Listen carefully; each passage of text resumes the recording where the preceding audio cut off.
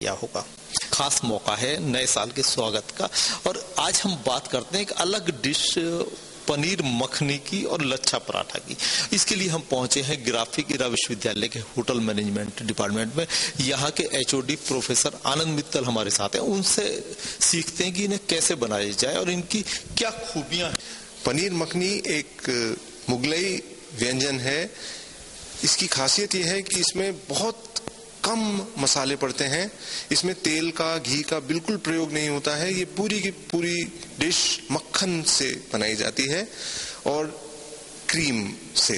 तो ये सर्दियों के हिसाब से बहुत रिच है। इसके लिए हमें चाहिए 1 किलो टमाटर के लिए 200 ग्राम प्याज, मक्खन और मसालों में खड़े साबुत मसाले, हरी इलायची, तेज पत्ता, दालचीनी, लौंग और पिसे हुए मसालों में सिर्फ लाल मिर्च और नमक।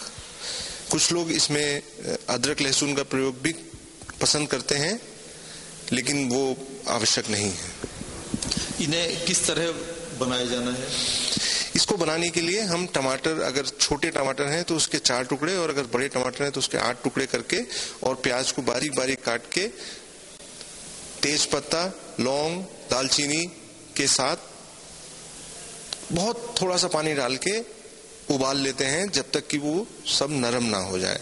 जब नरम हो जाते हैं तो उन्हें हम मिक्सी में पीस लेते हैं और फिर छान के वापस पतीले में डाल के 1 किलो टमाटर में आधा किलो मक्खन के अनुपात से मक्खन डाल के और उसे बहुत धीमी आंच पे बहुत देर तक पकाते हैं, जब तक कि पकाते पकाते पकाते उसका मक्खन अलग ना हो जाए।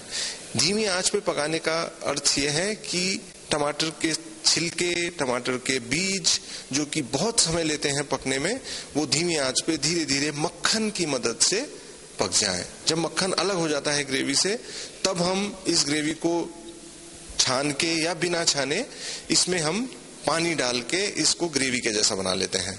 और जब ये अच्छे से उबल जाता है तब इसमें हम पनीर डालते हैं और फिनिशिंग करते हैं क्रीम के साथ। क्रीम डबल क्रीम यूज करनी चाहिए जिसमें कि 40% से अधिक फैट हो, गाढ़ी। लच्छा पराठा के लिए बहुत आवश्यक है कि पराठे के अंदर परतें पैदा करी जाए। परतें पैदा करने के लिए हम घी का प्रयोग करते हैं। आटे को बेल के उसमें घी का लेप लगा के फिर उसे पंखे की तरह फोल्ड करके, फैन फोल्ड कहते हैं उसे, और फिर उसे गोल घुमा के फिर लोई बना के फिर बेला जाता है और इसे कम आंच पे, ताकि सारी परतें अच्छे समान रूप से पकें, कम आंच पे और खूब सारे घी के प्रयोग से इसको पराठे की तरह सेका जाता है। बनाने के बाद इसके लच्छे, इसको खूब जोर से ऐसे मिला के और इसके लच्छे अलग अलग किए जाते हैं ताकि देखने में लच्छे बिल्कुल अलग अलग दिखाई दें और खाने में ये लच्छेदार पराठा ही लगे।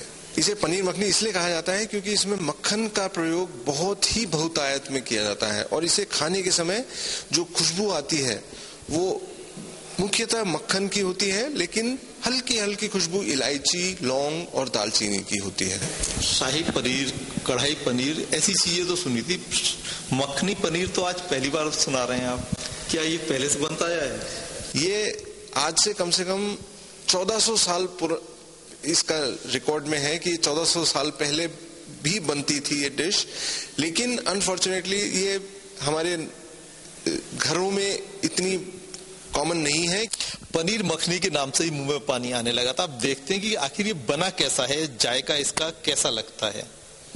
लच्छा पराठा के साथ इसे लगाते हैं और देखते हैं कि ये जैसा दिखने में खूबसूरत है, खाने में भी वैसा है या नहीं।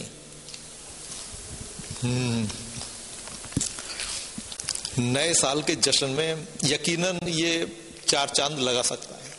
यकीनन इसका जायका शाही पनीर और कढ़ाई पनीर के मुकाबले कहीं अलग है, कहीं उम्दा है और कहीं ज्यादा यादगार है। बहरहाल आगाज से बात करने के लिए आपका बहुत बहुत धन्यवाद। महिला दर्शकों की मांग पर खास तौर से ये शुरुआत की गई और उम्मीद है कि आप नए साल के जश्न में इसे भी शामिल करेंगे। देहरादून से आगाज के लिए सुभाष गुप्ता।